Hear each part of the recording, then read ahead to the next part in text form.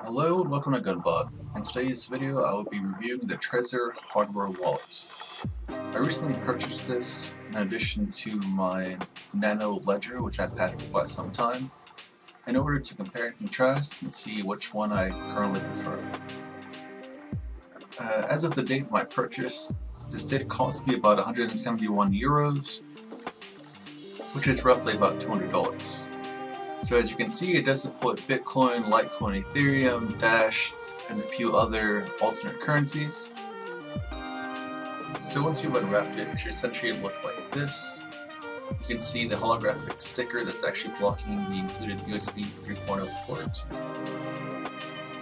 So the contents include this magnetic Trezor docking station, which you can adhere to your desktop, just so you constantly know where your Trezor is located, as well as this USB 3.0 cord, which unfortunately, once I tried plugging this device in, did not work.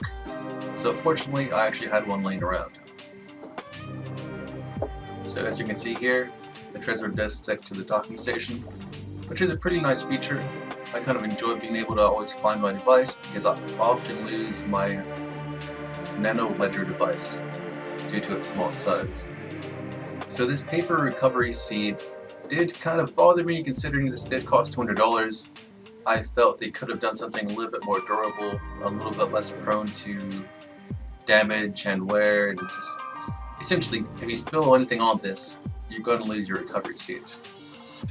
They also included these stickers, which I personally would never use, just because I like to not broadcast my crypto holdings, but I guess it's a nice touch. So as you can see here, there is a holographic sticker over your USB port, so do ensure that this is still intact, or else you might have a hardware device that's compromised. If the holographic sticker has been removed, it should leave this kind of residue behind, so ensure that is not the case with your device. So as I mentioned previously, this does run off a USB-C cord, but it does have the other side being a normal USB. So don't worry about having to upgrade any actual hardware on your device. Also, don't worry about this flickering. That is just the camera's frame rate making it look like it's doing that, but in actuality it looks fine. So the next step is to go to trezor.io/start and choose the Trezor Model T, since that is the device I have purchased. So if you're the paranoid type, make sure you're not doing this setup at a public Wi-Fi spot such as a Starbucks or any other coffee shop.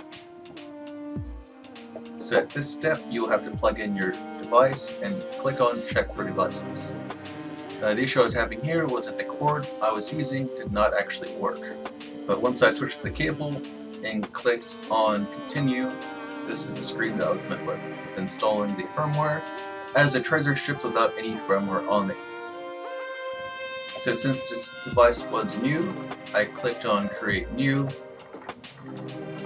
and you should see this kind of situation going on in front of you. So there are other uses for the Trezor, such as described here. I have not actually done anything beyond authenticating the address I've sent to or received from. So always ensure that you create a backup, such as I'm doing here. And make sure you do not take a photo of your recovery seed, do not save that file with your recovery seed on your computer, do not upload it to cloud storage, and just don't put it anywhere online, because that just makes it vulnerable to attack. Write it down by hand and put it somewhere safe. So at this point, the Trezor did show my recovery seed on its actual screen itself, which of course I cannot show you guys, just for my own security precautions. But you will simply scroll through it just like you would any other iPhone or Android device. Once you've confirmed your recovery seed, you'll be asked to verify 2 of the words, and then you continue from there. You'll also be asked to name your device, just to make sure that if someone tries to switch out your device, you will have a visible representation that lets you know that's not quite your device. So for this example, I will be using Gunbot Test, just so I know that no one else most likely has that name for their Trezor device. So then once you've confirmed that name on your Trezor device's screen, you will be asked to create a PIN.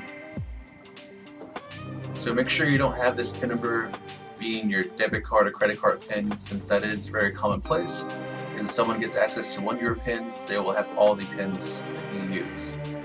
So you'll be asked to enter this PIN on the Trezor device itself, and then you'll be asked to confirm, and then we will continue from there. So at this point you'll be asked to enter your email. So of course I'm kind of blocking it, hitting agree to terms.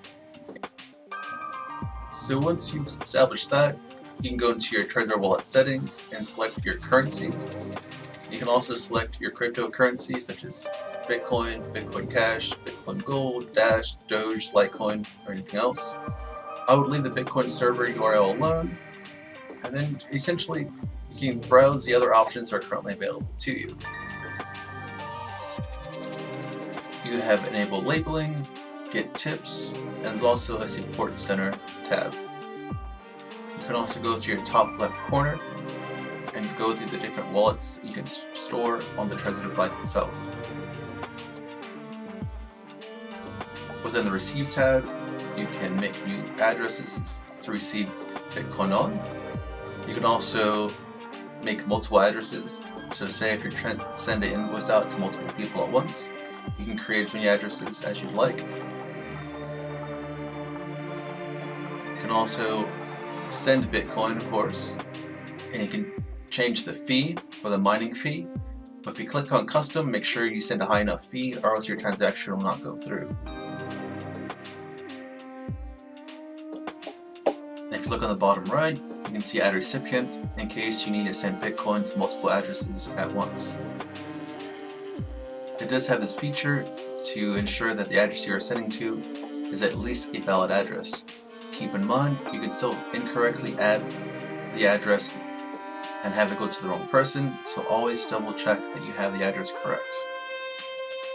You also have a tab here for signing messages, which is a good thing in case you ever lose, say, access to your exchange wallet and you need to prove ownership of an address associated with that account itself.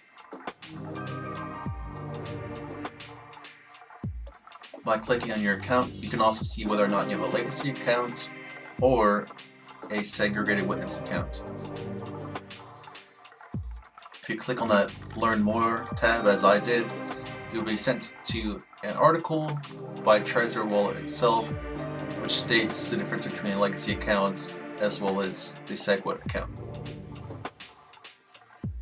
So it's really a matter of preference. SegWit, of course, has its own benefits, but if you've been using Bitcoin since the beginning, you might like a history of your transactions just for your own personal use. So overall, the Trezor wallet is a good hardware wallet.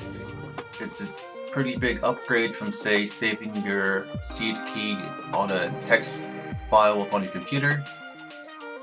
And it should be a lot more durable than, say, printing out a copy on a piece of paper and just leaving it around. As always, thank you for using Gunbot, and I hope you enjoy.